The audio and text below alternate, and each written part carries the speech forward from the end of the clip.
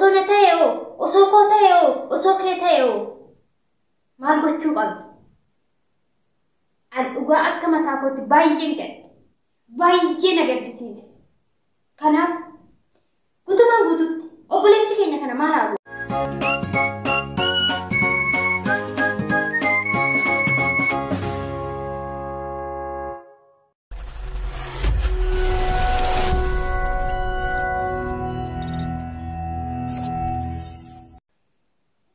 Ashama harka fuunee kabajamtoota fi jaalatamtoota hordoftoota siifotu akkam jirtu nagaa jirtu ani obboleettiin keessaan nagaa koo jira galata rabbii.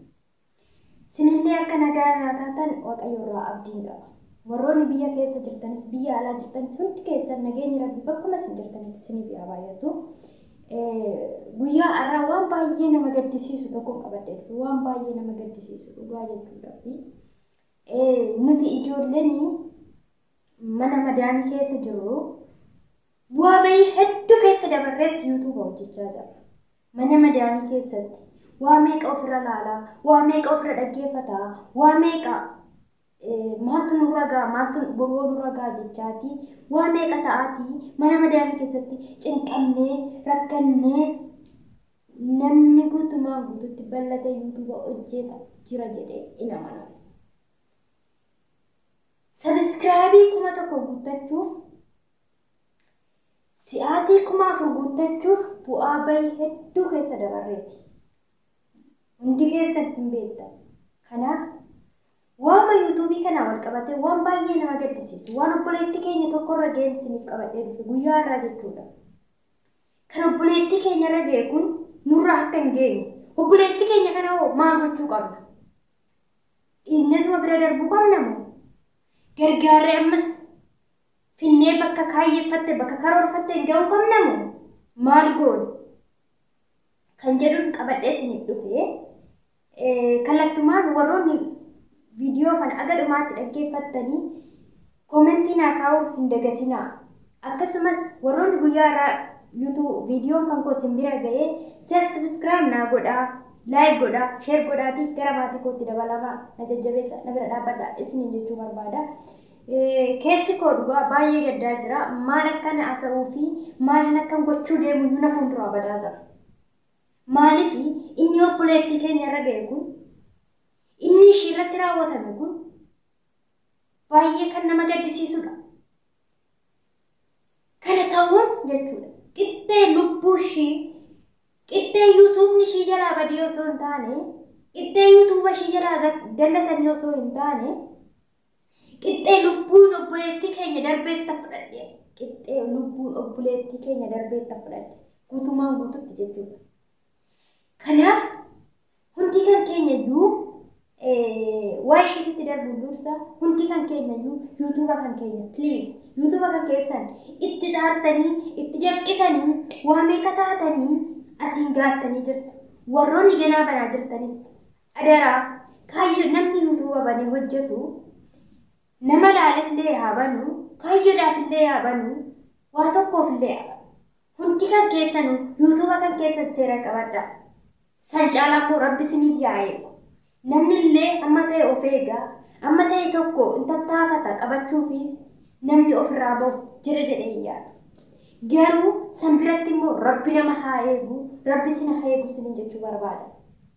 Kanaaf adara kan keessan YouTube kan keessan seera qabadhaa.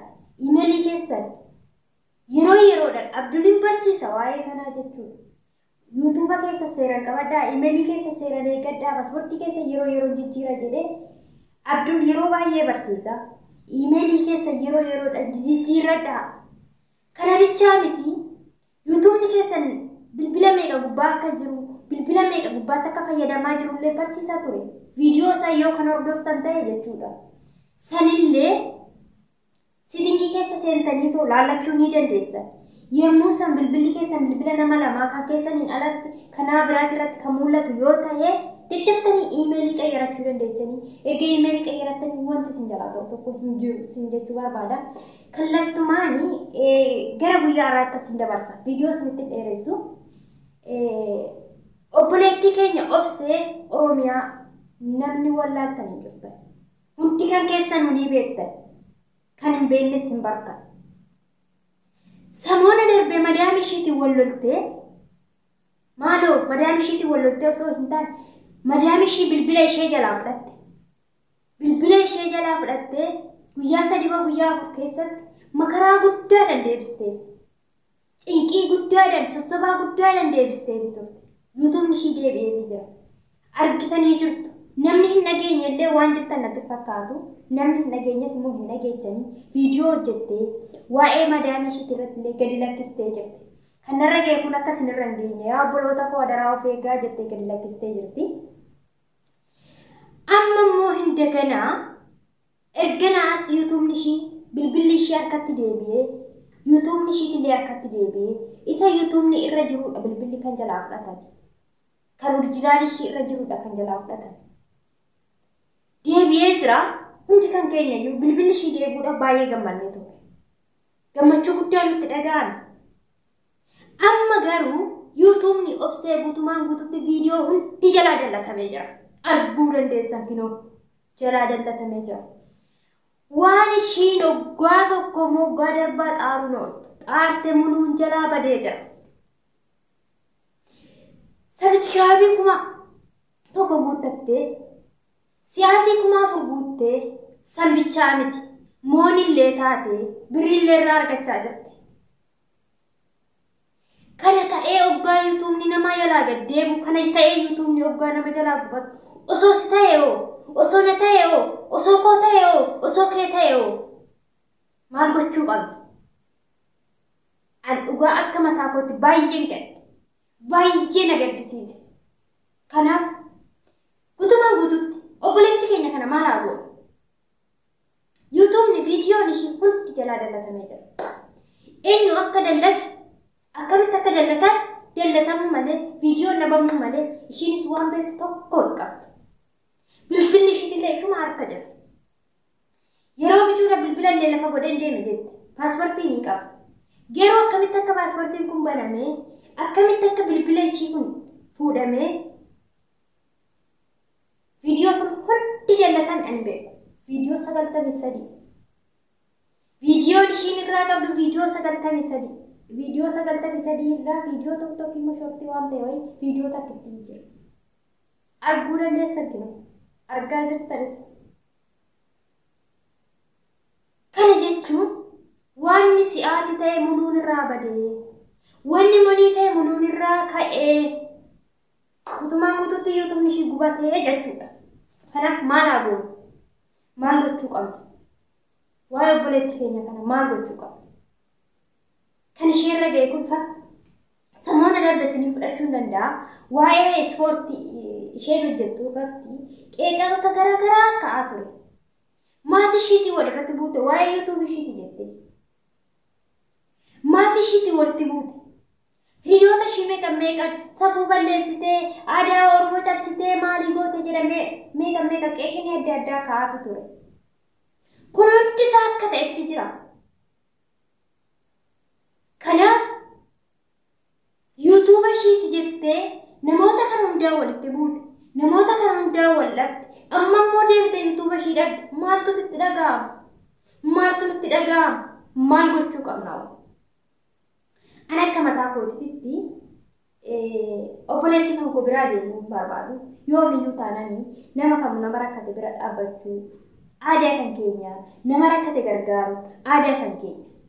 Kanaaf obboleetti kan keenya waan deemuuf natti fakkaatu YouTube'n ishii baay'een gadde. Yoo kan deemuuf ta'e ishoo hundi kan keenya waan itti gammannuudha. Hundi kan keenya waan dasnu jedhuudha. Yoo YouTube'n ishii kan hin deebine ta'e maal gochuu qabna? Ani akka mataa kootiitti YouTube lamaadha kana ni qabu. YouTube'n koosiifatu inni jedhu yeroodhaaf haga ji'a 3 hojii 4 na jalaa qabamee ture. Yeroo inni qabame san ji'a 2 taa'ee eegee ji'a 2 taa'ee gaafa neegunaaf deebuu didee gaafa inni ji'a sadaffaa na qaxxa'uu YouTube biraa banadhe. Agee guyyaa inni na deebuutti irratti hojjechaa ture. Ammallee irratti hojjechuudhaaf kaayyoo qaba. Innis Rabbiraa Roobaa jedha. Namoonni hin beekne hin jirtanii namoonni beektanillee hin beektanii. Kanaaf maatii naannoo 400 immoo maal 300 waan ta'edha kanan irraa qabu. Si'aatii 1,000 waan ta'een irraa qaba. Sa'aatiin illee qixxee ga'uudhaaf bicuu shaanqata 2000 ga'uudhaaf waan baay'ee hanqatu miti. Subscribe illee akkasuma qixxee ga'uudhaaf waan baay'ee hanqatu. Ani akka mataa kootiitti obboleetti koo kanaaf YouTube koo isa lammaffaa kanan qabu kana dabarsee nan kennaaf. Isarratti hojjettee isarratti akka ishiin guuttattu abdiin qaba. Sinis immoo isa kana dammartanii si'aatiidhaanis taanan maatiidhaanis taanan waan hundaaniyyuu akka bira dhaabbattanii yeroo gabaabduu keessatti waan jee hin guunne keessatti mucayyoo kana akka bira dhaabbannee gargaarree bakka kaayyeeffattee bakka karoorfatte kana akka ishiin geessu abdiin qaba. Sinirraas kun waan dhabamu natti fakkaatu. Kanaaf adara kan keessan ammas irra deebi'ee waa isiniin jechuu barbaadu. YouTube kan keessa sirriitti eeggadha. Guutumaan guutuutti. Imalii keessa yeroo yeroodhaan akka qayyaraadha. Akkamitti akka taartanii dalqitanii hojjettanii iddoo kanaan geessan. Ani jechuudha. Muddinoo YouTube kooti irratti nama muddate waan YouTube kooti irratti ta'ee viidiyoo biraas ni hojjedha. Dhugaa waan baay'ee nama gaddisiisudha. Waan baay'ee anillee sababa YouTube kooti madaanii kooti walitti bu'een ture. Walitti illee wal lolleen ture.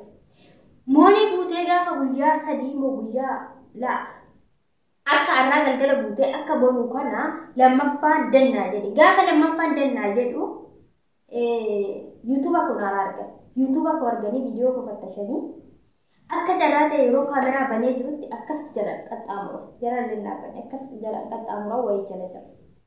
Sababa sanii wal qabatee viidiyoo afran kaase. Sababa isaatiin ka'e YouTube kun naqaxxee waamee gara gochaa ture. Lammaffaan naa deebi'uu sadaffaan naaf hin deebiin jechuudha. Kanaaf kana kana caalu baay'ee na mudatee jira. Mudannoo koo guyyaa biraatan siniif qabadhee dhufa. Arrii guyyaa arraa waa'ee kootee osoo hin taane waa'ee obboleettii kootiitiidha kanan inni dhufe. Kanaaf obboleettii kan keenya adara kan keessan bira dhaabbadhaa gargaaraa. Dhibbini ishii kan keenya rakkinni ishii kan keenya adara kan keessan hundi kan keessan isiniin jechuun barbaada. Kanaaf yaadota jiruu fi maal gochuu akka qabnuu fi akkamitti akka gargaaruu qabnu immoo hundi kan keessan koomentii jala naaf kaa'u hin deeggatinaa. Viidiyoo biraatiin aga walitti deemnu nagaa naa tura. Baay'ee isin jaalladha baay'ee isin kabaju.